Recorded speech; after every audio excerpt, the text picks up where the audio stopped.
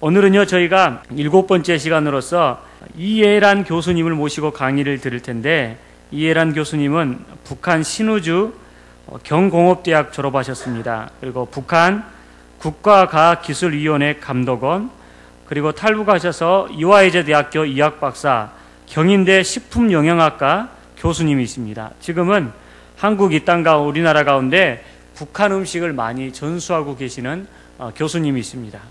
오늘 저희들 가운데는 이때를 위함이 아니겠느냐라는 제목으로 교수님의 귀한 말씀을 전해 주시겠습니다. 우리 교수님 나오실 때 큰 박수로 환영해 주시길 바랍니다. 여러분 반갑습니다. 네. 반갑습니다.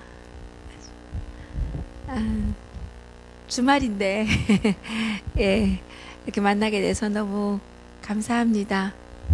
잠깐 기도드리고 시작하겠습니다. 사랑의 아버지 하나님, 감사와 영광을 드립니다. 주님께서 지켜주셨고 인도해 주셔서 아버지의 나라를 알게 하셨고, 아버지 그 나라에서 저희들 자유롭고 풍요롭게 살아가고 있습니다. 아버지 하나님, 하지만 저희들은 저희들의 안일과 저희들의 향락에만 너무 치우쳐서 아버지의 아픈 마음을 가끔은 잃어버리고 살고 있습니다. 하나님 용서하여 주시옵소서. 지금 이 시간 북한 땅에서 고통당하고 있는 아버지의 백성들, 그 백성들이 당하는 고통으로 인해 아버지의 마음이 얼마나 아프실지 저희들 상관하지 않고 아버지 저희들끼리만 희희낙낙하며 살아갈 때가 너무나 많이 있어 아버지의 마음이 너무 아프실 줄 생각합니다. 아버지 하나님, 이 시간 저희들이 주님의 마음을 나누는 시간이 되게 하시고 아버지의 그 아픈 그 마음의 고통을 나누는 시간이 되게 하시고 아버지의 마음으로 북한 땅을 바라보는 시간이 되게 하여 주시옵소서. 그래서 저희들이 더욱더 엎드려 기도하게 하시고 아버지의 마음으로 이 세상을 바꾸고 저 북한 땅을 바꾸고 이 땅 가운데 하나님의 계획대로 하나님의 뜻에 맞는 온전한 통일 한국을 세울 수 있기 위해서 저희들이 준비할 수 있도록 하나님 인도하여 주시옵소서. 부족합니다. 잘 알지도 못합니다. 주님 함께하여 주시기를 간절히 부탁드립니다. 예수님의 이름으로 감사하며 간절히 기도드립니다. 아멘.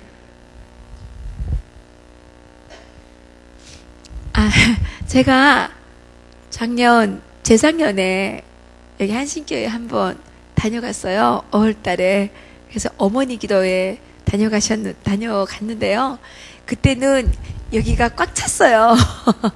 예, 그래가지고, 근데 오늘은 주말인데, 이렇게 한신교회에 좋으신 아버님들이 많이 계셔서, 이렇게 예배하러 오셔서, 또 만나뵐 수 있어서 감사합니다. 저는 이제, 고향은 평양입니다. 고향은 평양이고,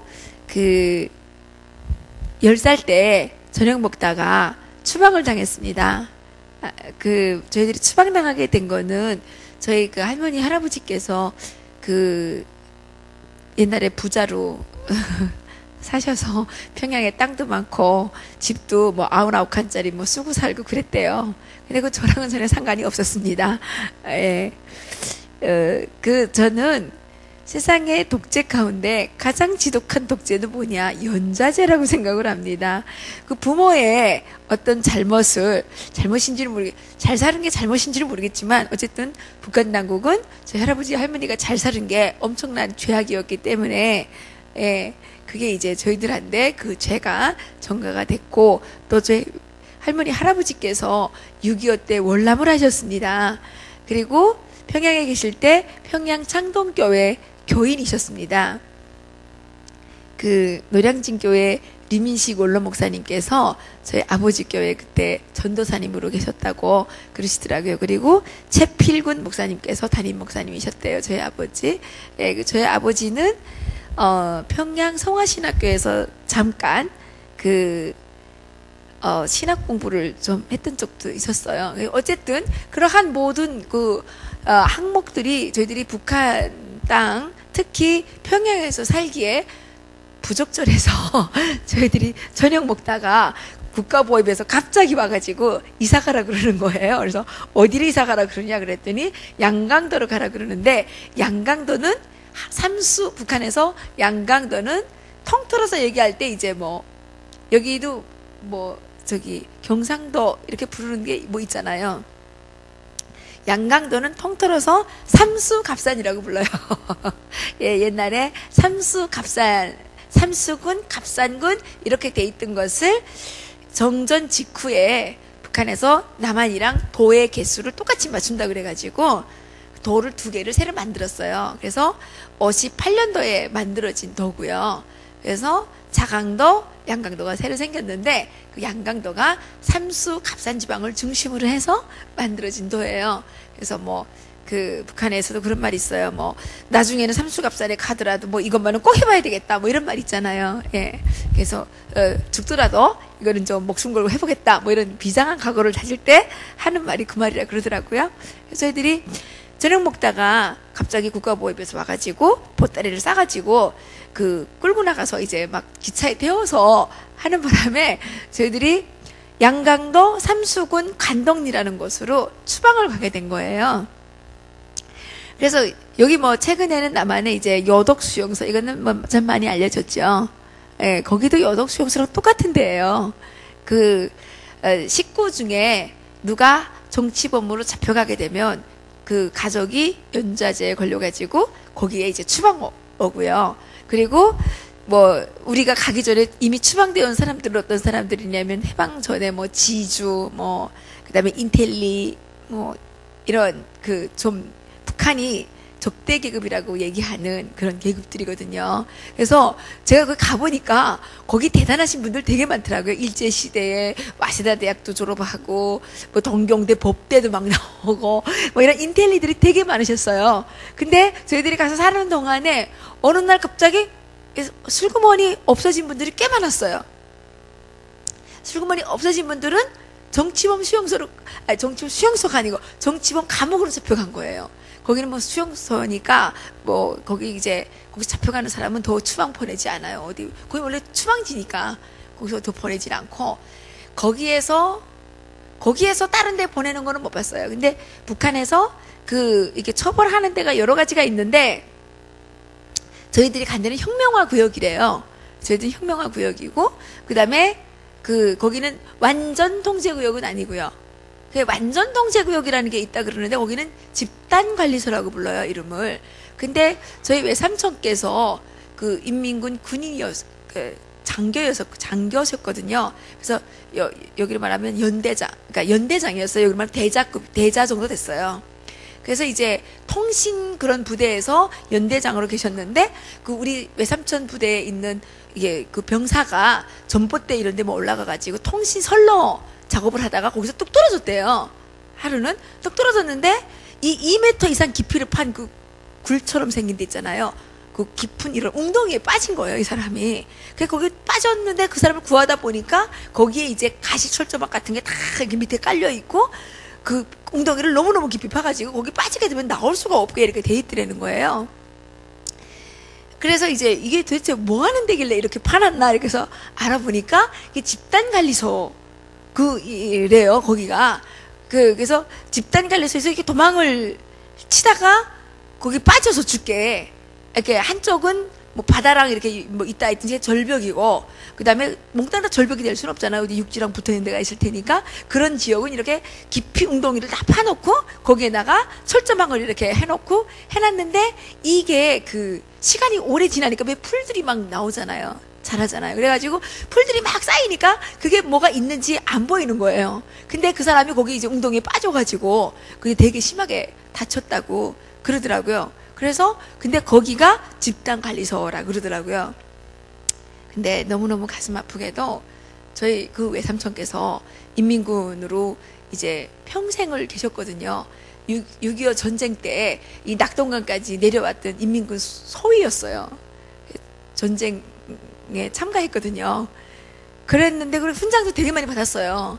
그랬는데, 저희 외삼촌께서는 잘못한 게 하나도 없는데, 저희가 탈북한 것 때문에, 저희 어머니가 탈북하셨잖아요. 그래서 저희 외삼촌은 우리가 탈북한 이후에 북창에 있는 18호 관리소에 그 집단 관리소거든요. 거기 끌려가셔가지고, 거기에서 이제 한겨울에 한지에서 동사하셨다고 저희들이 얘기를 들었어요.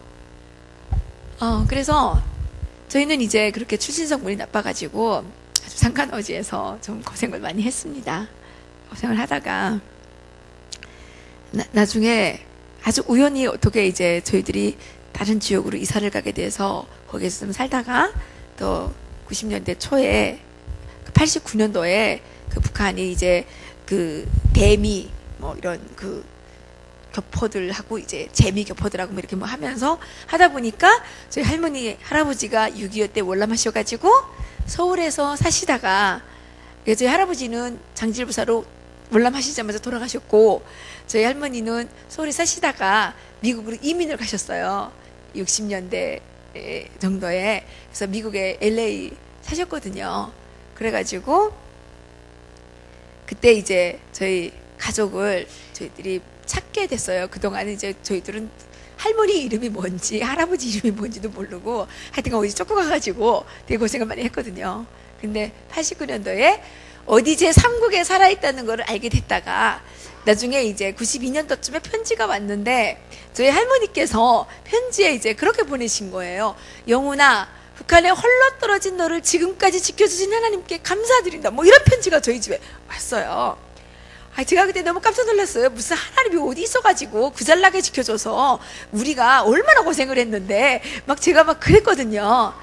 근데 지금 생각해 보니까 정말 하나님께서 저희 아버지 지켜주셨고 저 또한 지켜주셨다고 저는 생각을 합니다. 그때 우리 할머니께서 편지에다가 맨날 그렇게 편지 썼어요. 내가 너를 만나기 위해서 시간 기도드린다. 너도 기도해라. 지금은 새벽 3시다. 이렇게 이제 편지를 계속 보내셨거든요. 그래서 저는 근데 기독교랑은 모르니까 우리 할머니가 맨날 물 떠놓고 비는 무슨 미신 그런 거 믿는 그런 분이신 줄 알았어요. 근데 나중에 보니까 남한에 와서 이렇게 얘기를 들으니까 저희 할머니를 아시는 모든 분들은 너희 할머니가 너무 기도를 열심히 하셨다. 만나는 사람마다 얘기를 해요. 우리 아버지가 맏아들이었거든요. 그 아들을 전쟁통에 잊어버린 거잖아요. 우리가 여기 오니까 우리 아버지 호적이 남한에 있는 거예요. 청량리 뭐 몇 번지인가 뭐 이렇게 거기에 우리 아버지 이름이 있는데 사망으로 돼 있더라고요.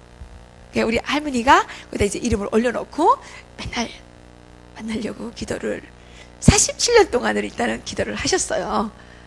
그래서 저는 세상에서 가장 강력한 힘이 뭘까? 하나님 다음에 강력한 힘은 어머니의 기도가 아닐까? 그렇게 생각을 합니다. 확신합니다. 그래서 저희 할머니께서 너무 오랫동안 간절하게 기도를 하셔서 저희들이 그때 일가족 9명이 탈북에 성공을 했거든요. 근데 사실 그 일가족 9명이요. 탈북할 그 형편이 아니에요. 저는 그 당시에 아기를 낳은 지 13일 됐을 때 탈북하라는 얘기를 들었고요. 우리 애가 탈북할 때는 4개월이었어요. 근데 그 아들이 이제 커서 중학교 3학년이에요. 내년도에 고등학교 이제 가야 되거든요. 제가 요즘에 또 하나님께 너무너무 감사했어요. 뭐 순서가 없지만 그냥 얘기할게요. 우리 아들을 이제 4개월짜리를 얻고 와서 여기 와서 이제 열심히 제 나름대로는 공부를 시키려고 했어요. 전 처음에 이렇게 우리나라 왔을 때 우리나라가 IMF였어요.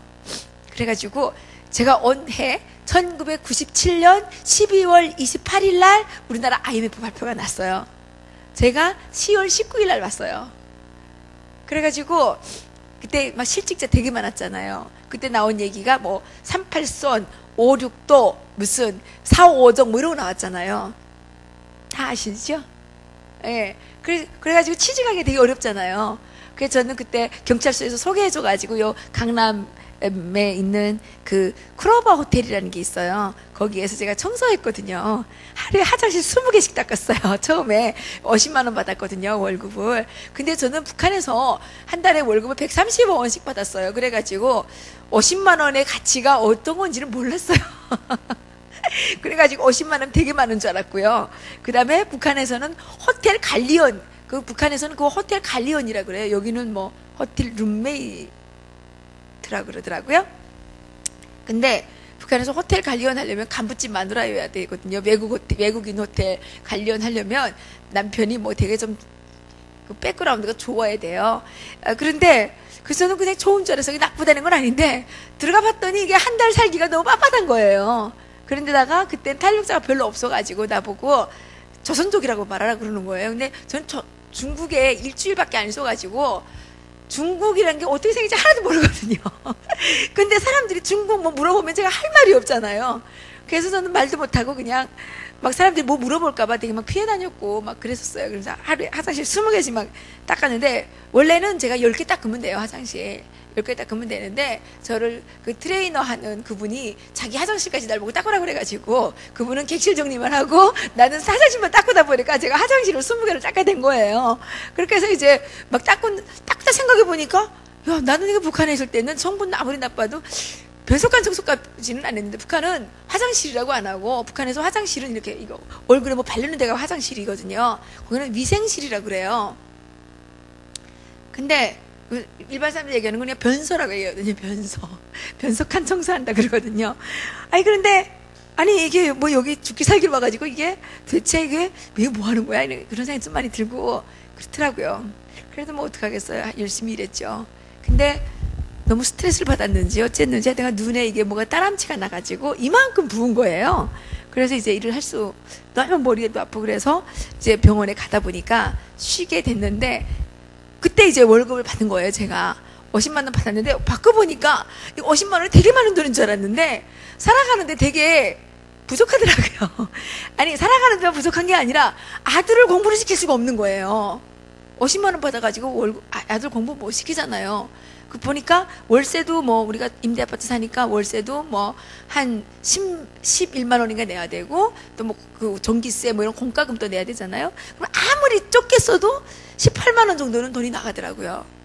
애 우유도 사서 먹여야지. 교통비도 뭐 이렇게 뭐 써야지. 그러니까 뭐 그 돈 갖고는 도저히 뭐 할 수가 없겠더라고요. 그래서 저는 그럼 나왔어요. 남아가지고 다른 데 이제 막 구하고 월급 100만 원 받는 데만 들어가야 되겠다라고 막 이제 그렇게 하면서 이제 했는데 제 이야기를 왜 말씀드리냐면 제가 돈을 벌어서 어떻게 하나 이제 우리 아들을 공부를 시켜야 되겠다는 일념이 있었어요.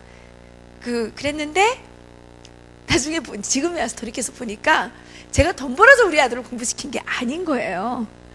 예. 하나님께서 그때 예비해 주셔서 저희 아들을 이제 제가 영어 유치원부터 공부시킬 수 있었고 어떤 분이 무슨 얘기하다가 나 돈 없어가지고 너무 비싸서 영어 유치원 공부 못 시키는데 할 수만 있으면 너무 좋죠. 그랬더니 그분이 마침 영어 학원을 하시는 분인데 영어 유치원을 하시는 분인데 그래? 야, 돈 없어 공부 못한다니 말이래? 그러면 반값으로 깎아줄게. 그래가지고 제가 행운을 얻은 거죠.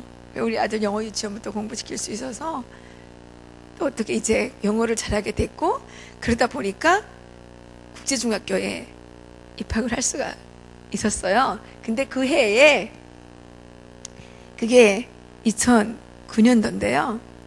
그 해에 제가 어떤 분한테 약간의 뭐 사기를 당할 뻔한 적이 있었어요. 이게 뭐 사단법인을 만들자 그래서 만들었는데 연구비를 받아왔는데 연구비를 5천만 원 받아왔는데 연구비 받아오니까 이분이 얼굴 색깔이 달라졌어요. 돈이 생기면 얼굴이 달라지더라고요. 그래가지고 날 보고 자꾸만 좀 괴롭히다가 그 돈을 꿔달래요, 나보고. 그래서 국가돈을 어떻게 꿔주냐고 못 꿔준다 그랬더니 이자 준다 그래서 아니 이자 아니라 손 없는 걸 줘도 그건 국가돈이라 못 꿔준다고 그랬더니 가서 은행에 가가지고 돈을 지급정지를 시켜놨어요. 연구비를 못 쓰게 된 거예요. 그리고 이분이 제 사단법인 그 대표 이름을 자기 절로 가서 바꿔가지고 자기 이름으로 바꿨어요. 그러면 그 돈이 누구 돈 되는 거예요? 그분 돈 되는 거잖아요. 그래서 제가 하루아침에 이게 연구비 5천만 원을 날려버리게 된 거예요. 그 제 돈도 아닌데 어차피 가지지도 못할 돈이라서 뭐 띄워도 상관은 없지만 저를 믿고 연구하라고 돈 주신 분들한테 제가 너무 미안하잖아요. 해결하려고 그러는데 너무너무 해결이 안 되는 거예요. 제가 그때 깨달은 게 하나 있어요. 사람의 마음을 움직이는 거는 이 종이장 들어올리는 것처럼 쉬울 수도 있지만 이거는 지구를 들어올리는 것보다 더 어려울 수도 있겠다. 그런 생각을 제가 그때 했어요. 너무너무 어려웠어요. 그래서 제가 어디 믿을 데가 없잖아요. 그래서 어느 날 아침에 성경을 보는데 성경에 고린도전서 6장을 읽고 싶다는 마음이 들어서 그걸 딱 펼쳤는데 세상 법정에 송사하지 말라 이게 딱 나오는 거예요. 그래서 이거 제가 그때 소송하려고 그랬거든요. 그래서 하나님이 하시려나 보다. 그래가지고 그때 이제 기도를 열심히 했는데 제가 금식 기도를 못 해보다가 그때 이제 너무 급하니까 금식 기도를 좀 해야 되겠다 싶어서 3일 동안 금식 기도를 좀 하려고 생각을 했어요. 그래서 근데 일을 해야 되니까 3일을 하면 그 마지막 3일째 되는 날은 주말에 이제 하려고 그랬거든요. 근데 월요일 날 제가 강의가 있는 거예요.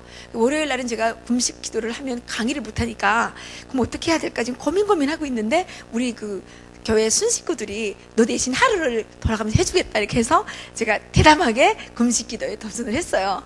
그래서 금요일 저녁부터 시작해서 토요일, 주일날 이렇게 금식 기도를 했거든요. 근데 이틀째 되는 날 막 너무 오한이 나가지고 새벽 2시에 막 잠을 잘 수가 없는 거예요. 그래서 제가 벌떡 깨나가지고 막 기도를 했는데 저는 사실 돈 찾아야 돼가지고 지금 기도를 하고 있잖아요. 그런데 갑자기 하나님 저는 목숨을 바칠게요. 저는 뭐 이때까지 뭐 별의별 거 다 겪어가지고 별로 죽는 거 아깝지도 않아요. 그래서 하나님 저는 목숨을 바치라 그러면 목숨 바칠게요. 그런데 하나님 저는요 우리 아들 아빠도 없어요. 근데 저는 우리 아들이 걱정돼서 목숨 바치기가 너무 어려워요. 그러면서 제가 하나님이 우리 아들만 책임져 주신다면 목숨 바치겠습니다. 그래서 막 기도를 막 한 거예요. 그때 우리 아들이 초등학교 6학년이었거든요. 근데 어쨌든 기도에 응답을 받은 것 같아요. 그 대원국제중학교에 제가 가보니까 저는 빵점 엄마라서 별로 무슨 가해도 많이 이렇게 못 시키고 뭐 그렇게 했는데 우리 애가 그리고 거기 가보니까 그 엄마들이 너무너무 뭐 교육열이 뜨거워가지고 나는 그 앉았던 자리도 못 가겠더라고요. 그래서 난 우리 아들이 떨어질 줄 알았어요. 그래가지고 오면서 너무 답답한 마음에 국동방송 뭐 방송을 듣다가 그냥 국동방송국에다가 우리 아들 이름으로 이제 그 전파 선교사 하는 거 하나 신청해 놓고 그냥 하나님한테 그냥 매달렸죠. 근데 하나님께서 저희 아들 국제중학교에서 공부를 시켜주시더라고요. 그래서 저는 그것도 너무 감사해요. 사실 저는 처음에 우리나라 왔을 때 많은 목사님들이 나보고 신학교 가라고 그렇게 얘기를 많이 하셨어요. 근데 제가 우리 아들 공부시켜야 되는데 월급이 얼마인지를 좀 알아봐야 되잖아요. 저는 월급 100만 원을 받아야 되니까. 그래서 제가 교회에 이렇게 전도사님들 월급이 얼마나 되는지 좀 알아봤거든요. 알아봤더니 75만 원에서 80만 원 선이더라고요. 지금은 얼마인지 모르겠습니다만은 그때는 그랬어요. 그래서 제가 100만 원을 받아야 되는데 도대체 75만 원이나 80만 원 받아가지고 어떻게 애를 공부시키겠느냐. 그래서 저는 신학교 절대 안 갔어요. 뭐 부름을 못 받았겠지만 제 나름대로는 그랬거든요. 근데 지금 와서 생각해 보니까 그분께서 제 아들을 공부시켜 주셨어요. 또 고등학교를 가야 되는데 우리 아들이 중학교 올라가서 사춘기를 심하게 겪으면서 또 제가 일이 많아가지고 그 아이를 이렇게 많이 케어하지 못하다 보니까 이제 학교를 어떻게 보내야 되느냐 이런 고민이 많이 생겼거든요. 근데 이번에도 또 하나님께서 이렇게 주관하신다는 생각이 너무너무 드는 거예요. 이제 오늘도 막 오다가 막 간증하면서 왔거든요. 어느 학교를 보낼까 이렇게 생각을 하고 있는데 제가 마음 가운데 우리 아이가 혼자거든요. 그래서 혼자 놔두니까 여러 가지 문제가 좀 있어서 기숙학교를 좀 보내고 싶다는 마음이 계속 있었는데 이제 할 수 없지 뭐 기숙학교가 근데 전주 상산고에 누가 넣어보라 그래서 거기다 한번 넣어보려고 그랬는데 거기는 절대로 이 자식이 안 가겠다 그러는 거예요. 그래서 이제 못하고 있는데 그 어느 날 우리가 이번에 그 추석 때 약과를 5,000박스를 만들어가지고 좀 이렇게 팔았는데 처음에 잘못 만들다 보니까 1,000박스가 불합격품이 나왔어요. 그래서 제가 먹을 수는 있는데 모양이 찌그러들어가지고 팔기에는 좀 그런 것 같아요. 그래서 그거를 팔지 못하고 그냥 갖고 있다가 이제 그냥 공짜로 다 나눠주다가 이제 제가 탈북 청소년 학교가 있거든요. 여기 여명학교라고. 그 선생님한테 알아서 이제 전화를 드렸어요. 야, 우리가 약값 팔다가 이거 찍으러 들어가지고 못 파는 건데 이게 먹는 데는 저녁 시장이 없으니 내가 너네 좀 갖다 줄까? 기부하고 싶어. 그랬더니 갖고 오래요. 그래서 제가 그걸 날라다 주러, 또 운전기사 없어서 제가 갖다 줘야 되거든요. 그래서 제가 그걸 갖다 주러 갔는데 그 사람이 우리 아들 알아요. 그러면서 그 글로벌 선진학교라고 기독교 학교가 있는데 그 학교에서 탈북자 학생을 한 명을 추천을 해달라고 그랬대요. 그래서 제가 그런 학교가 있는지도 몰랐는데 그 학교를 알게 됐어요. 근데 우리 아들이 마침 또 가겠다 그래서 저는 너무 기쁜 마음으로 거기 이제 서류를 12일 날 놓게 돼요. 제일 좋은 거는 그 학교에서 새벽 기도를 시킨다고 그럽니다. 예, 그래서 우리 아들이 적응하는데 너무 어려움이 있겠지만 하나님께 맡기고 이제 하면 하나님께서 우리 아들 책임져 주실 거라고 생각을 해요. 그 대신 저는 하나님을 위해서 목숨 바쳐 일을 해야 되겠죠. 제가 오늘 드리고 싶은 말씀이 이 때를 위함이 아니겠느냐. 이 말씀은 제가 지난 2월에 탈북자 강제 북송 반대를 해서 18일 동안 금식을 했습니다. 그때 15일째 되는 날 하나님께서 저한테 에스더서 4장 14절에 나오는 그 말씀을 저한테 주셨어요. 제가 이제 탈북자 강제 북송 문제가 이제 이렇게 이슈가 되는데 저는 그때 이제 무슨 생각을 하고 있었냐면 작년에 이제 김정일 죽었잖아요. 그래서 저희들은 탈북자로서 정말 죄송하지만 김정일 죽기를 저는 너무너무 바랐습니다. 김정일이 걔가 천선해가지고 북한 주민들을 행복하게 해줄 것 같지는 전혀 않고 저희들이 거기서 살아봤기 때문에 그런 생각이 있어서 김정일 죽기를 너무너무 바랐는데 김정일 죽고 났는데 세상도 너무 조용하고 한국도 너무 조용하고 또 북한이 불안정해져가지고 남한에 조금이라도 피해가 될까봐 남한 사람들 너무너무 걱정하고 이런 것들이 너무 안타까운 거예요. 제가 바라보기에는 북한은 너무 안정적이어서 문제고 남한은 너무 불안정해요. 여기는 맨날 무슨 남남 갈등, 뭐 여야 갈등, 무슨 동서 갈등, 무슨 갈등들이 많아가지고 맨날 싸우잖아요. 그러니까 여기는 사실 불안정해요. 안 그렇습니까? 불안정한 게 안정한 거죠. 몰라요. 제가 보기에는 그래요. 근데 북한은 갈등이라는 게 없는 나라잖아요. 안 그래요?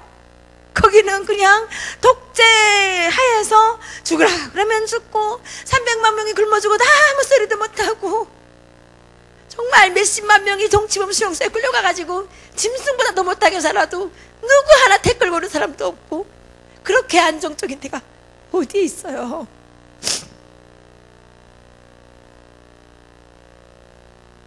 그런데 남쪽에서는 북한이 안정되기를 너무너무 원하고 있고 막 그러더라고요. 그래서 저는 그게 너무너무 속이 상한 거예요.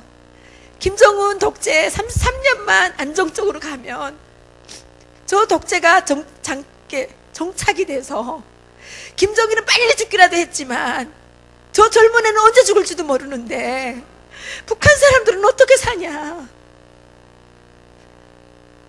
여기 와서 보니까 북한 사람들이 너무너무 불쌍한 거는 굶어서 불쌍한 게 아니고 못 입어서 불쌍한 게 아니고 거기에 사는 분들이 내가 사람인 거를 모르고 살아가는 게 전 너무너무 불쌍하다고 생각이 들었거든요.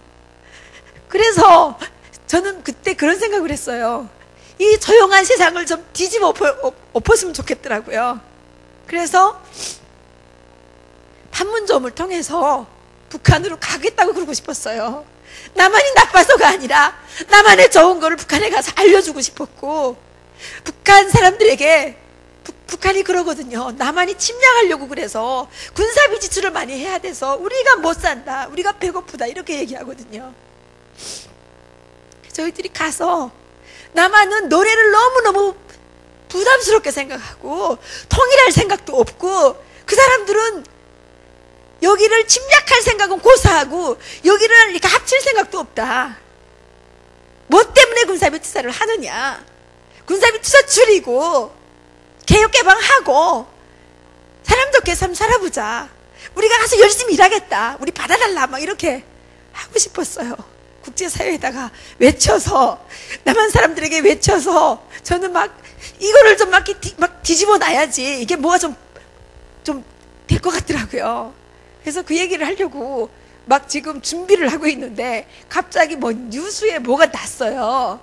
신문에 뭐가 났는데, 이해란이 뭐, 새누리당 비례대표 뭐, 거론되고 있다. 뭐 이런 게 막 나오는 거예요. 나도 모르는데. 제가 그때 그거 말하면 어떻게 됩니까? 저 여자는 정치꾼이다. 뭐 이렇게 되는 거 아니에요? 그냥 제가 말을 할 수가 없게 된 거예요. 입을 닫아맸죠. 그러고 지금 안타깝게 있는데 탈북자 강제 북송 문제가 터졌어요. 그래서 저는 우리 아들, 근데 그 며칠 전에 제가 북한으로 돌아가야 되겠다고 이렇게 생각했다 그랬잖아요. 아들을 데리고 갈 수는 없잖아요. 저 혼자 가서 죽어야지. 그래서 근데 그날 우리 아들이 이렇게 키를 봤는데 나보다 많이 컸어요. 그래서 제가 그랬어요. 아들이 저는 혼자 있어도 되겠다? 그랬어요. 그랬더니 엄마 또 무슨 그런 싱거운 소리를 해요. 왜 막 그러는 거예요. 아니, 엄마가 없어도 너 이제 잘 살 수 있지? 제가 그랬었거든요. 근데 제가 탈북자 강제 북송구 반대하는 거기 현장에 가보니까 박선영 의원께서 단식을 하고 계시더라고요. 이틀째 됐어요. 그래서 제가 너무 미안했어요.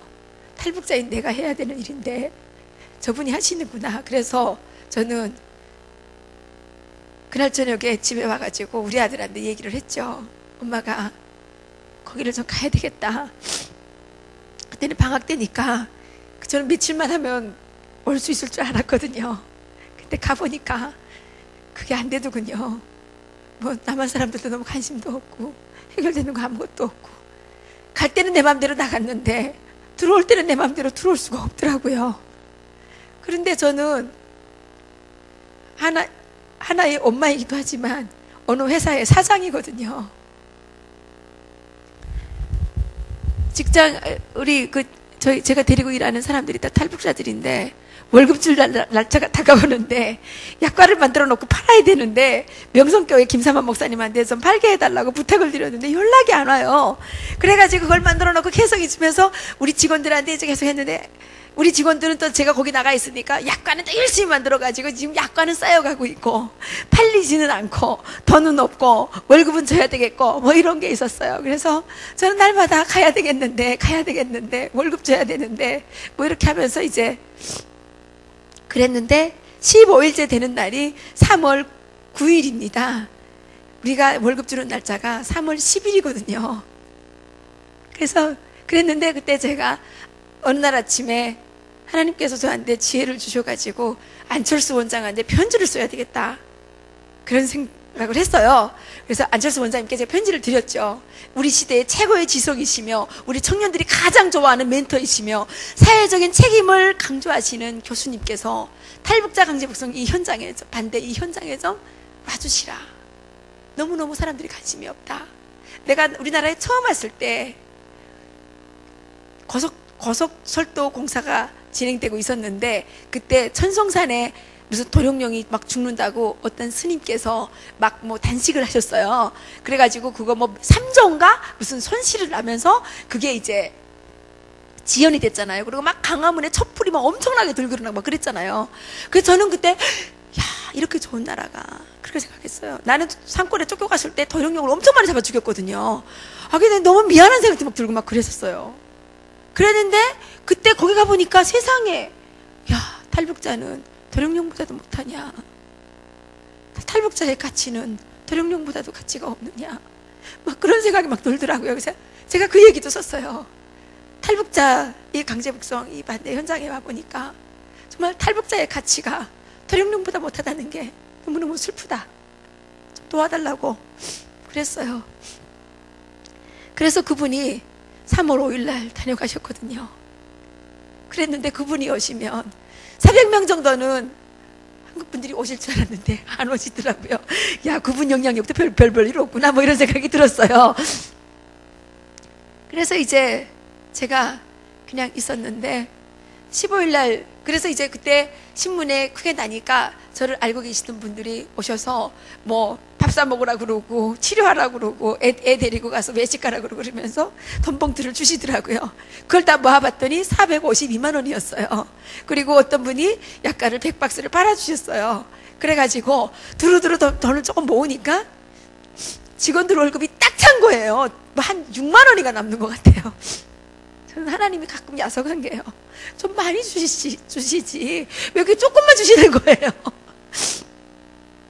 그래서 제가 15일째 되는 날 아침에 들어가기로 약속을 했거든요. 우리 식구들한테랑 다 약속을 했는데 가려고 생각을 하고 그래도 기도를 해보고 가야 되겠다 싶어서 기도를 드렸어요. 기도를 드리는데 하나님께서 가라는 응답을 안 주시는 거예요. 그리고 이때를 위함이 아니겠느냐 이 말씀을 저한테 주셔요. 그래서 저는 근데 그러고 저는 그냥 에스더서를 읽고 싶어서 에스더서를 펼쳐서 읽기 시작했는데 4장 14절에 그 말씀이 나오는 거예요. 네가 잠잠할지라도 유다 민족은 다른 데를 통해 구원과 노임을 얻으려니와 너와 너 아비의 가족은 멸하리라. 네가 왕후의 자리를 얻은 것이 이때를 위함이 아니겠느냐. 그 말씀을 주시는 거예요. 제가 그 다음에 이게 간이 서늘해지더라고요. 우리 아비의 가족을 멸하겠다잖아요. 나만 멸하겠다 그러면 제가 집에 가실지도 모르겠어요. 우리 아들은 지금 남의 집에 가서 먹고 자고 하면서 학교 다니고 있는데 우리 아들이 문자가 한 번은 전화 왔는데 엄마 아파요. 그리고 엄마 그러다 죽어요. 빨리 와요. 이제 그러는 거예요. 근데 제가 갈 수가 없어가지고 그랬는데 저희 어머니한테 전화가 와가지고 못 간다 그랬더니 우리 어머니가 미친 XX 막 하면서 너가 이제는 이단에 빠졌다느니 너가 미쳤다느니 너가 이제는 헛개 보이기 시작했다느니 막 뭐 융단 폭격을 막 퍼붓는 거예요. 그런데 어머니의 저를 낳아주신 육신의 어머니의 말씀도 너무너무 소중하지만 하나님의 말씀을 고역할 수가 없는 거예요. 제가 하나님을 너무 신뢰하기 때문이 아니라 하나님께서 우리 가족을 멸하시겠다 그러기 때문에 우리 아버지의 가족을 멸하시겠다 그러기 때문에 갈 수가 없었어요. 그런데 그날 절 찾아오신 우리 어머니 모습을 보니까 15일 동안 굶은 저보다 저희 어머니가 더 마르고 더 얼굴이 쓰러지실 것 같은 거예요. 그래서 그랬는데 제가 어쨌든 하나님의 말씀을 거역할 수 없어서 그냥 안 갔습니다. 그리고 18일째 되는 날 이제 제가 집으로 가게 됐어요. 그랬는데 가는데 또 마침 잘 됐어요. 그 정몽준 의원님께서 그날 갑자기 단시간으로 오셔가지고 너 언제 가냐? 그래서 오늘 간다 그랬더니 어디로 가냐? 그러시는 거예요. 그래서 저기 집으로 간다 그러니까 집으로 가면 안 된다고 내가 현대아산병원에 예약을 해줄 테니 그러러 가라 그래가지고 거기 가가지고 특실에 이제 가가지고 아주 호강하다 왔습니다. 그래서 제가 우리 어머니한테 할 말도 생긴 거죠. 엄마 그거 봐 하나님이 가라 그러시는 날 가니까 내가 병원에 갔잖아. 병원에 가니까 더 잘 됐잖아. 그렇게 이제 됐어요. 제가 그때 이때를 위함이 아니겠느냐 그 말씀을 받았는데 제가 그때 생각했습니다. 하나님께서 정말 버러지 같던 저희들은 북한에 살 때 출신성분이 나빴기 때문에 버러지 같았어요. 저희들은 아무리 뭐를 열심히 해도 인정을 받을 수가 없었고 저희들은 아무리 죽도록 목숨을 바쳐도 저희들은 그 사회에서 뭐든지 할 수가 없었습니다. 저는 18살 때 대학교를 가야 되는데 아무리 열심히 공부를 했는데 대학교 추천을 못 받았어요. 한 달 동안 열심히 울었는데 눈이 퉁퉁 부었어요. 그랬더니 우리 담임선생님이 그때 저보고 그랬어요. 야 내가 뭐 공부만 잘하면 대학 가는 줄 알아? 야 내 부모들이 너절 수석하게 살아가지고 제가 대학을 못 간다는 거예요. 제가 너무너무 상처를 받았고 그렇잖아요. 자식들 입장에서 부모가 너덜하게 살았다는 거는 더럽게 살았다는 거예요. 그것보다 더한 뭐 여기 어디 있어요. 저는 일주일 동안 학교를 못 갔어요. 아프다고 안 갔는데 북한은 학교 안 가면 데리러 와요. 아침에 데리러 오고 저녁에 데리러 오고 아침에 데리러 올 때는 진짜 아픈지 안 아픈지 알아보러 오고 저녁에 데리러 올 때 내일 학교 올래 안 올래 알아보려고 데리러 오거든요. 일주일 동안 누워있는데 미치겠더라고요. 집 식구들 보기도 미안하고 그렇다고 학교를 가기도 너무 어렵고 저는 그때 죽으려고 결심을 했습니다. 억울한 사람이 죽는 방법은 다양하지만 일단 사람들에게 호소하고 싶은 마음이 있어요. 그래서 저도 그때 죽을 때 아파트에서 뛰어내리고 싶었어요, 사실은. 근데 북한에서 자살하면 민족 반역자예요. 우리 할아버지 할머니 때문에 출신성분 나빠서 너무너무 고생하는 우리 가족들, 내가 또 자살을 하게 되면 우리 가족들 너무 어려우시잖아요. 그래서 자살도 마음대로 못해요.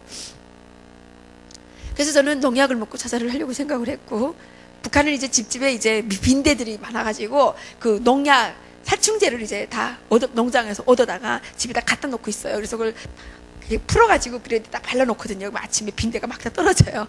그렇게 하는데 우리 집에는 농약이 있었어요. 그래서 그거를 풀어가지고 모구잔이 이만하죠. 이만한 모구잔에다가 300g 들어가요. 거기다가 제가 그 농약을 풀었어요. 그래가지고 마셨어요.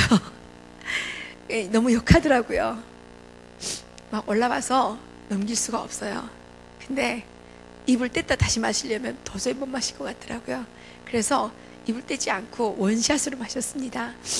그러고 나서 한 20분 지났는데 아무 반응이 없어요. 세상이 너무 조용하고, 야, 이거 영화에서 보는 것처럼 그냥 농약 마시면 욱 하고 죽는 줄 알았는데 그것도 아니대요. 마시고 나서는 후회도 많이 했어요. 야, 이러다가 이거 죽지도 못하게 이거 어떻게 되는 거야 이런 생각을 했는데, 저희 어머니께서 그 다음에 20분 후에 제가 쓰러졌고, 그런데 저희 어머니께서 그날 무슨 일 때문에 갑자기 집에 오셔가지고 저를 발견해서 병원에 데려가셔가지고 장 청소를 다 해서 제가 죽지는 않았어요. 그래서 오늘 여러분들을 뵐 수 있었고요.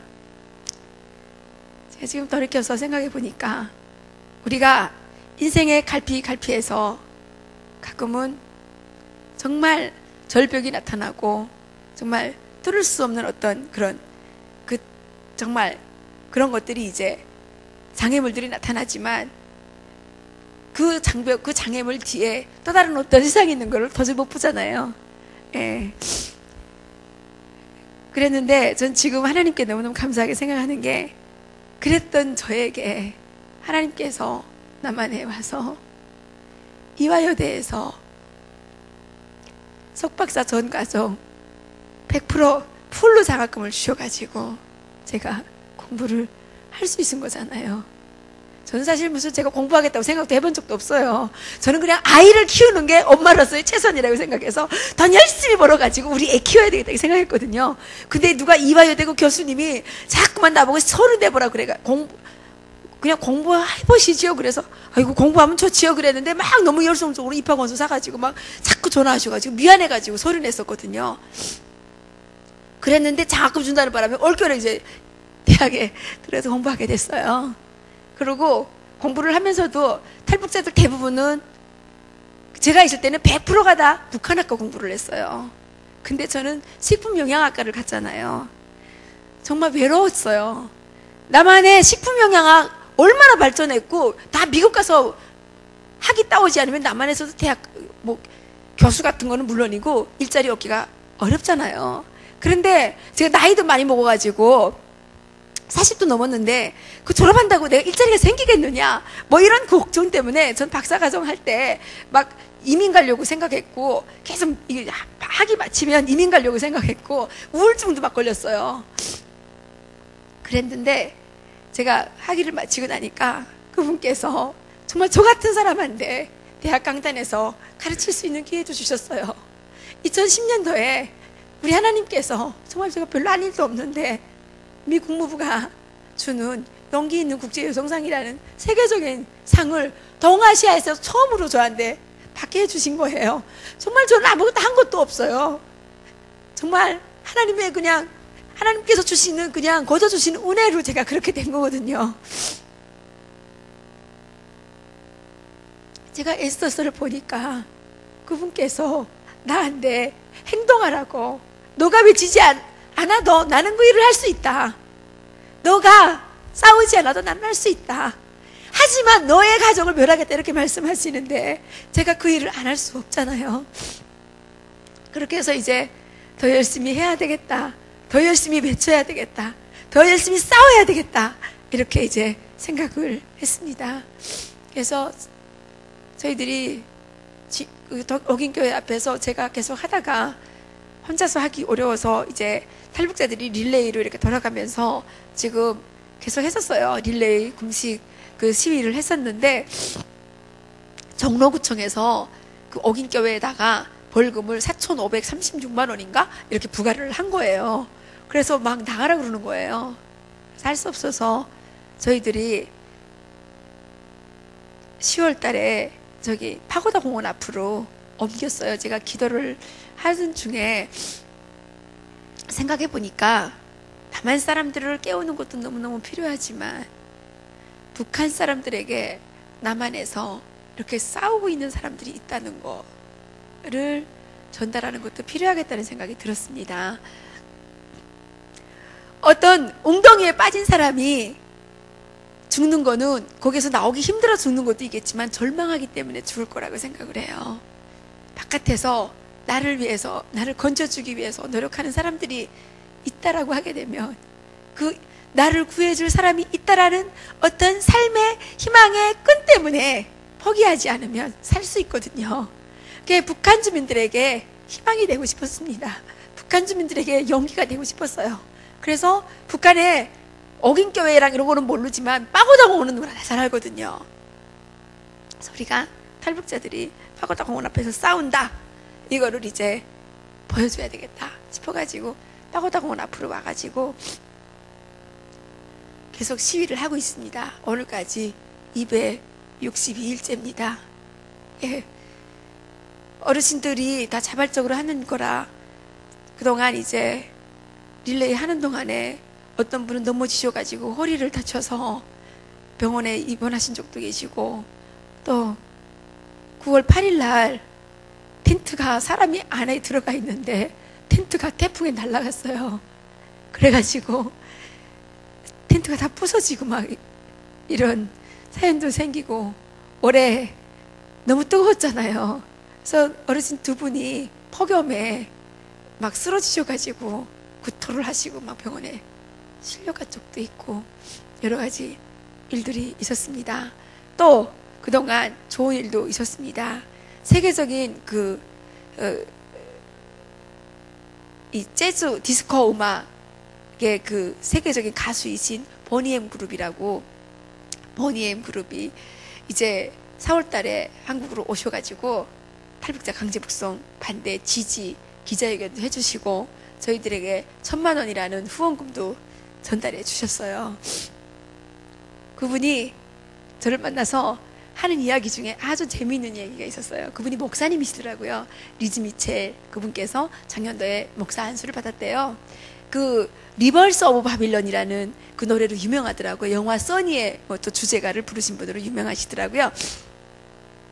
그분이 원래 오기는 2월 달에 오기로 돼 있었대요. 2월 초에 이게 우리나라에 공연을 오기로 돼 있었대요. 근데 그게 갑자기 캔슬이 됐다는 거예요. 공연이. 자기가 40년 동안 가수 생활에서 처음이었대요. 근데 4월 달에 그래서 오게 된 거라는 거예요. 근데 이분이 러시아에 가서 공연을 하고 있는데 텔레비전을 틀었는데 CNN에서 저희들이 강제북송 반대하는 뉴스를 보셨대요. 그래서 영국으로 갈 거를 가시지 않고 한국으로 다이렉트로 날라오셔가지고 저희들에게 이걸 해주신 거예요. 그러면서 그때는 일이 있었냐, 하나님 은혜라고, 그냥 하나님 은혜라고 계속 얘기하시는 거예요. 2월 달에 자기가 이런 일이 있었냐, 2월 달에 없었거든요. 2월 초에 없었거든요. 없었다. 그래서 하나님께서 이 일을 예비하셨기 때문에 그렇게 됐다. 그러면서 리즈 미첼 그 분께서 이제 기자회견 때 하시는 말씀이, 흑인 노예들이 400년 동안의 노예 생활에서 해방될 수 있었던 거는 흑인들이 싸워서 해방된 게 아니다. 바깥에서 싸워줬기 때문에 해방이 된 거다. 맞습니다. 북한 주민들에게는 싸울 힘이 없어요. 그 사람들이 뭐 가진 게 있어요? 우리나라에서 아무리 민간 협력이라 그래서 민간 교류를 한다 그러지만 우리는 민간이지만 북한은 정부거든요. 제가 2010년도에 상 받으러 갔을 때 세계 여러 나라에서 온 독재 국가에서 온 사람들을 다 만났거든요. 그때 저는 그런 생각이 들더라고요. 세상에서 뭐니 해도 가장 독재 나라는 북한이고 어디 불쌍하다 그래도 제일 불쌍한 사람들은 북한 주민들이구나. 그래도 어떤 나라도 이렇게 상 받으러 올 수 있는 자유도 있고, 국제사회가 그 나라에서 어떤 일이 행해지면 국제사회가 개입을 해서 도와주고, 그런 당하는 일들이 국제사회에 알려지기도 하고. 북한에 뭐 알려지는 거 있어요? 300만 명이 굶어 죽었다는 것도 나중에 알려졌잖아요. 98년도에 송림이라는 항해제철소가 있는 송림이라는 곳에서 3,000명이 들고 일어나서 앉아버티기 투쟁이라고 했어요. 여기 말하면 농성이죠. 이게 농성의 발단은 어디서 났냐면, 노동자들이 다 굶고 있으니까 공장 간부들이 설을 팔아가지고, 중국에다 팔아가지고 옥수수를 사서 배급을 준 거예요. 근데 그거를 한 사람들이, 간부들이 공개 처형을 당했어요. 그러니까 노동자들이 들고 일어난 거예요. 그 사람들이 뭐 잘못했느냐? 노동자들 먹여 살리려고 그랬는데 그건 너무하다. 그렇게 해서 노동자들이 해쳐지지 않고 그 항해제철소 그 마당에 다 이렇게 앉아가지고 시위를 한 거예요. 그런 시위를 했는데 북한 당국이, 보위사령부가 예고도 하지 않고 새벽 3시에 탱크로 그 사람들을 다 깔아서 죽여버렸어요. 그래도 국제사회에서 누가 그거를, 우리가 아무리 말해도 남한 언론도 다뤄주지도 않아요.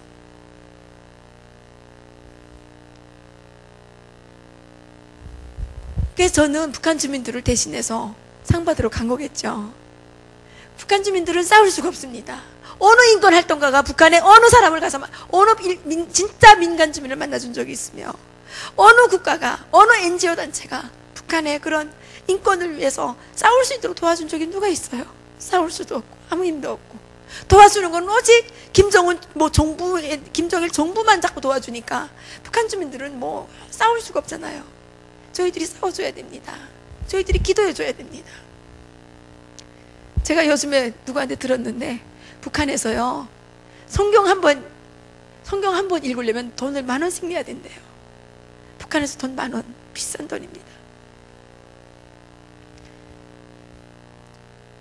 그런데 그 성경이 그렇게 사람들이 읽고 싶어 한대요. 저희는 잘 읽지도 않는데. 예. 노동자 한 달 월급이 지금 2,000원에서 4,500원이거든요. 10,000원이면 비싼 돈 맞죠? 예.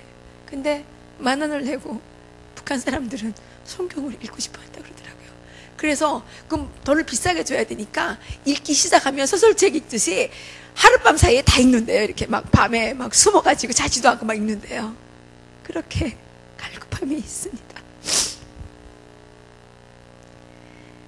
그래서 저는 이제 하나님께서 저를 이 자리에 세우신 것, 남한에 와서 이렇게 많이 가지게 하신 것, 이거는 다 하나님께서 북한을 해방하시려는, 북한 주민들을 해방하시려는, 북한 주민들에게 하나님의 생명의 말씀을 전하고 싶은 그 뜻이 계셔서 저를 이 자리에 세우셨다고 생각을 합니다.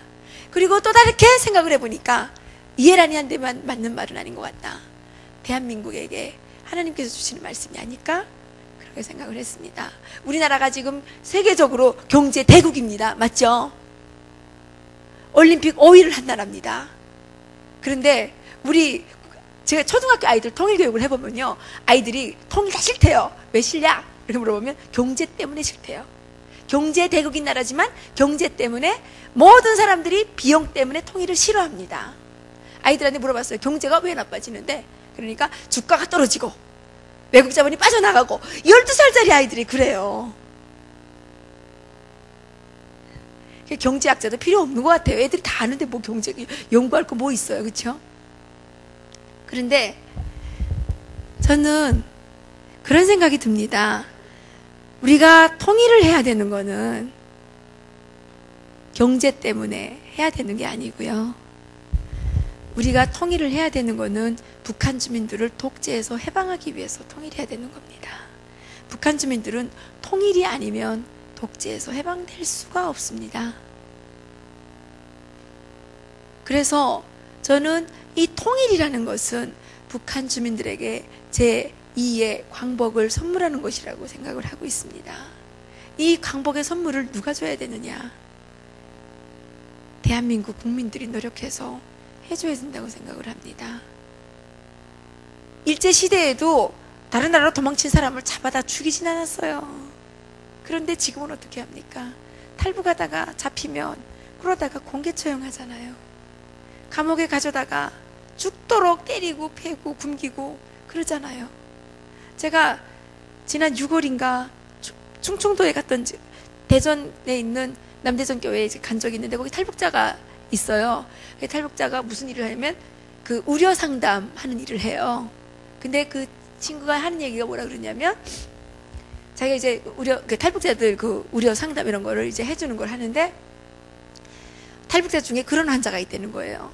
이 핏줄을 그러니까 혈관을 따라서 그 충들이 이렇게 다 여기 생겨가지고 이게 막 팔딱팔딱 이렇게 뛰어댕긴대요. 이게 충들이. 근데 이게 우리나라에는 이런 병이 없기 때문에 병명이 없다는 거예요. 병명이 없으면 어떻게 됩니까? 진단을 못하니까 약도 없겠죠. 치료 방법이 없는 거래요. 그리고 한 사람은 이 간 쪽에 뭐 이렇게 뭉텅이가 있어가지고 그게 무슨 암인 줄 알고 수술하려고 째놓고 보니까 충들이 이렇게 뭉쳐가지고 이렇게 단단한 뭘 이렇게 형성하고 있더라는 거예요. 그래서 이제 그러니까 그것도 이제 진단명이 없는 거예요.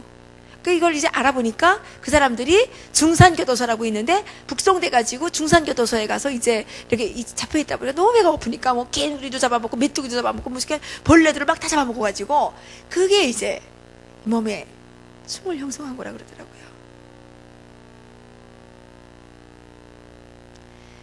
이렇게 자기 민족을 잔인하게 하는 데가 어디 있어요? 그래서 저는 우리 대한민국이 경제 대국이고 선교도 세계에서 제일 많이 하는 나라, 두 번째로 뭐 많이 하는 나라고 다 좋습니다. 우리 민족 좀 불쌍하게 생각하고 어쩌면 실향민들이 우리나라에 1000만 명이나 계신다는데 가족일 수 있지 않겠습니까? 그 가족들이 그렇게 불쌍하게 죽어가는데 맨날 돈 계산만 하면서 통일 지금 되면 안 돼. 어떤 분들이 그러죠. 통일 지금 되면 안 돼. 다음 세대 해야 돼. 그럼 다음 세대에 사는 사람은 통일하고 싶겠냐고요. 안 그래요? 내가 하기 싫은 거 다른 사람도 하기 싫죠. 우리나라 어머니들의 교육열, 우리나라 어머니들의 모성애 세계적이잖아요. 그런데 진짜 자식을 사랑하는 그 어머니들은 저는 우리 자식들에게 통일된 조국을 물려주는 것이 우리 어머니들의 최고의 모성애의 발현이 아닐까 그렇게 생각이 듭니다. 왜냐? 북한이 안정돼야 천안함이 안 일어나거든요. 북한이 안정된다는 것은 북한의 독재 정권이 없어져야 천안함이 안 일어나잖아요. 우리 아들 열심히 공부시켜가지고 좋은 대학 나오게 했는데 바다에 빠지면 어떻게 되는 거예요? 근데 그게 내 마음대로 되는 게 아니지 않습니까? 북한에서 언제 쏠지도 모르고 언제 연평도 폭격이 언제 날아올지 어떻게 알아요? 우리가 준다고 안 날아오는 겁니까? 소외교전은 우리가 안 줄 때 날아왔나요? 줄 때는 날아왔잖아요. 그래서 저는 우리 국민이 좀 관심을 가졌으면 좋겠어요.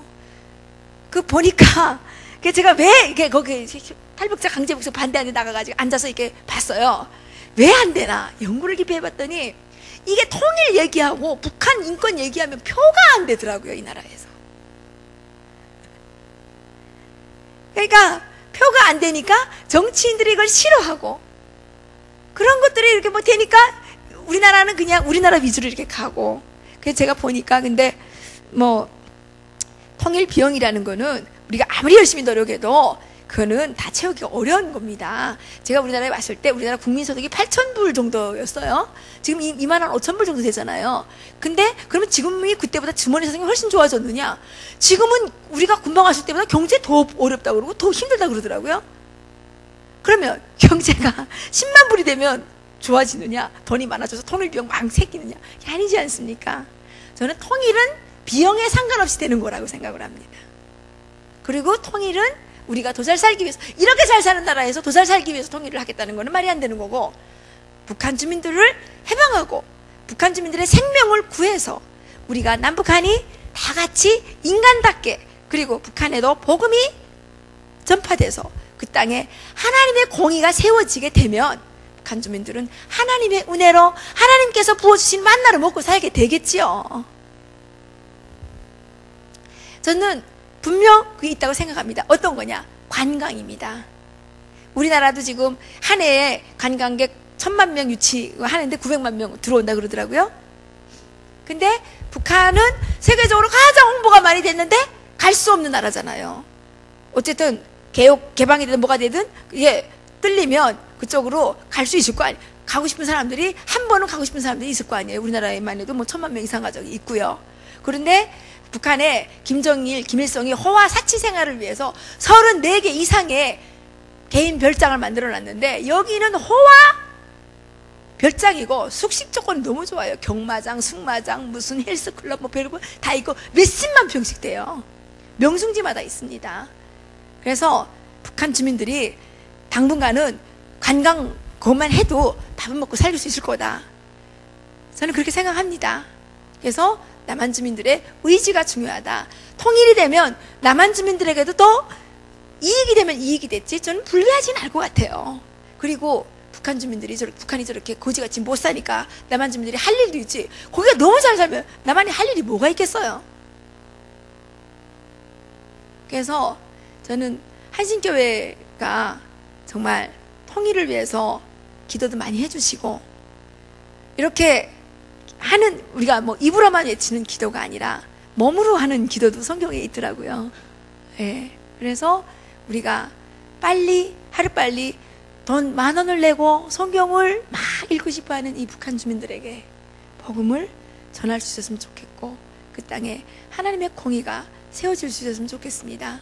그리고 통일이 되면 이 남과 북이 정말 세계에 우뚝 선 그런 나라를 하나님께서 꼭 허락해 주실 것이다.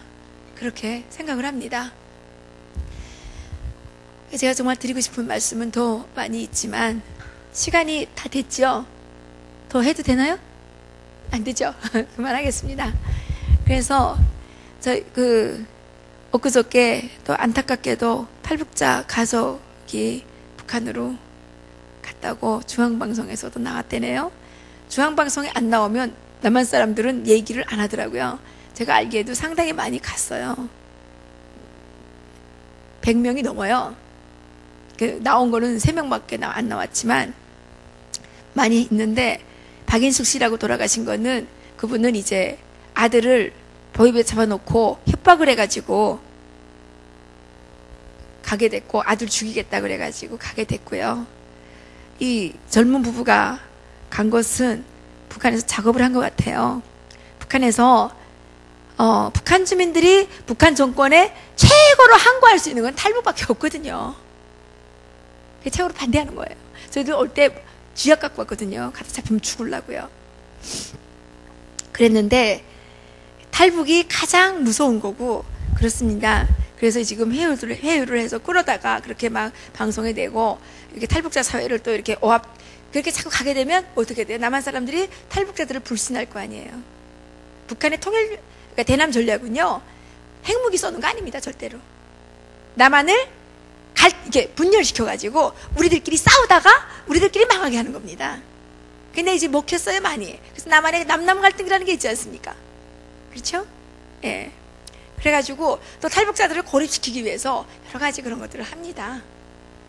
그래서 저희들이 더 열심히 살기 위해서 노력을 해야 되고 탈북자들의 일자리가 많이 필요합니다. 제가 살아보니까 여기 와서 후원금 아무리 후원 막 해줘가지고 그냥 공짜로 주는 거 얻어먹어 갔거든요. 이 나라 국민이 안 되는 거예요. 우리가 이 나라의 진정한 국민이 되기 위해서는 내가 나의 이 땀과 정성을 바쳐가지고 일을 해야 되고 이 나라에 우리도 좀 기여를 해야 되는 거예요. 그래야 내가 진정으로 이 나라 국민이 돼가지고 이 나라를 지키고 싶은 마음도 생기고 사랑하는 마음도 생기고 그렇게 되는 겁니다. 그래서 저는 탈북자들에게 일자리가 꼭 필요하다 이렇게 생각을 해요. 제가 지금 하고 있는 일은 저는 뭐 다른 걸 할 수가 없고 제가 음식을 배운 게 전부라서 저는 이것도 통일 준비의 하나다. 탈북자들을 정착시키는데 하나다. 이렇게 생각을 하고 있습니다. 그래서 종로에서 지금 능라밥상이라는 그 식당을 이렇게 열어가지고 북한 음식들을 이제 남한 사람들에게 알립니다. 나중에 북한에서 관광이라도 하게 될 때 남한 사람들이 북한 음식을 좀 알아야 가서 신청을 할 거 아니에요. 그래서 그런 것들을 좀 대비해서 또 연구도 좀 하고 또 음식도 좀 알리고 또 거기에 이제 대륙 일하는 사람 다 탈북자니까 탈북자들 일자리도 좀 만들고 또 약과를 이렇게 막 만드는데 이게 이제 인력이 많이 필요하니까 탈북자들도 데려다가 많이 일을 뭐 시키는 게 제가 할 수 있는 최선의 저는 일이다. 이렇게 생각을 하고 열심히 일을 하고 있어요. 그래서 이거 뭐 광고한다고 장사한다고 생각하지 마시고 저희들이 이제 개성약과를 개성식 방법으로 만들면 약과가 맛이 바삭바삭하고 여기 약과랑 좀 달라요. 맛이 바삭바삭하고 맛이 괜찮아요. 그래서 우리가 지난 추석 때 5,000박스 팔았는데 전화가 많이 좀 오기는 해요. 근데 우리나라에서 이게 약과를 평상시에도 먹어도 되는데 딱 무슨 추석이나 음력설 때만 먹는 줄 알고 그때 아니면 주문을 안 하더라고요. 그래서 우리 교인들이 이걸 좀 이렇게 좀 깼으면 좋겠어요. 어떻게 제사 때만 그 음식을 먹겠습니까? 이 약과가 말입니다. 사실은 세계적인 음식이 될 수 있는 가능성이 있어요. 왜 그러냐? 그 커피는 마시면 기름기를 이렇게 빨아내잖아요. 그래서 속이 좀 그렇게 되잖아요. 그래서 우리가 프린 같은 걸 넣어서 먹지 않습니까? 그런데 이 약과, 개성식 약과는 계피 향이 들어갑니다. 그리고 이렇게 밀어서 만들기 때문에 아주 바삭바삭해요. 그러니까 블랙커피에다가 이 약과를 곁들여서 드시게 되면 커피도 맛이 딱 무슨 맛이 나냐면 카푸치노 맛이 나요. 뭐 제가 선전하는 좀 죄송해요. 근데 뭐 선전할 수밖에 없어요. 그래가지고 이게 일상적으로 그 아침에 왜 커피 한 잔씩 많이 하시지 않습니까? 한 3개 정도 커피 한 잔에 이렇게 곁들이면 식사도 되고 뭐 좋은 것 같아요. 그리고 그 우리가 일상적으로 얘기하는 약과야 이거 있잖아요. 그게 개성 약과에서 나온 말이에요. 그래서 이게 상당히 유명한 음식이니까 세계 시장을 좀 공략했으면 좋겠다. 저는 뭐 아무것도 가진 것도 없지만 배짱 하나밖에 가지고 있는 게 없어요. 근데 스타벅스에 얹어가지고 세계로 가는 이 약과를 좀 만들고 싶어요. 근데 우리나라에 계시는 분들이 많이 사줘야 이게 세계로 갈 수 있지. 어떻게 갑니까? 근데 어쨌든 우리 대한민국의 크리스찬들께서 저희들을 좀 도와주셔가지고 도와주시는 건 다른 거 없습니다. 그냥 약과를 좀 사서 좀 잡사주시면 뭐 갈 수 있을 것 같아요. 그래가지고 그렇게 우리가 작년 추석 때부터 만들기 시작했는데 작년 추석에 500개 만들어가지고 겨우 팔았거든요. 근데 이번에 발전했잖아요. 5,000개 만들었으면 아니에요? 5,000박스 만들어서 팔았으니까 이것은 발전한 거잖아요. 5,000박스를 만들으니까 기술이 확 늘더라고요. 많이 만들어야 많이 늡니다. 우리 북한에 있을 때 뭐 레닌의 무슨 전술 가운데 뭐 이렇게 양적 성장은 질적 성장을 가져온다 이런 게 있다 그러더라고요. 그래서 뭐 맞는 것 같습니다. 그래서 저희들이 그런 일들을 하고 있고 이런 일들은 탈북자들이 남쪽에 와서 자기의 노동력을 바쳐서 남한 사회에 정말 진정한 국민이 되는 그런 그 기쁨도 함께 주는 것입니다. 여러분들 도와주십시오. 그래서 제가 이런 뭐 하나님의 은혜의 자리에서 이런 말씀을 드리게 돼서 너무너무 죄송한데 저는 통일은 밥상에서부터 이렇게 생각하고 있기 때문에 용감하게 말씀을 드렸습니다. 크리스마스 때 선물하셔도 좋고 평상시에 그 친구들에게 선물하셔도 좋습니다. 물레초등학교 선생님 한 분이 선물을 해봤는데 너무 좋다 그래서 이번 추석에 혼자서 200박스를 팔아주셨어요. 그래서 너무 고맙더라고요. 오늘 정말 저같이 부족하고 아무것도 아닌 그런 사람에게 또 이렇게 하나님의 말씀을 나눌 수 있도록 기회를 허락해 주신 것도 감사드리고 또 여러분들이 늦은 밤인데 이렇게 또 이렇게 경청해 주셔서 너무 감사합니다. 건강하시고 또 우리가 더욱더 힘을 모아서 기도해서 정말 저 우상 독재 아성을 무너뜨리고 우리가 그 땅 가운데 하나님의 복음을 전파하고 그러면 하나님께서 우리를 통해서 하고 싶은 것일 뿐이지 하나님께서 그 땅에 대한 계획이 없으신 건 아니다. 저는 제가 받은 말씀을 통해서 확실하게 확신을 합니다. 여러분들 함께 해주시기를 기도드리겠습니다. 감사합니다.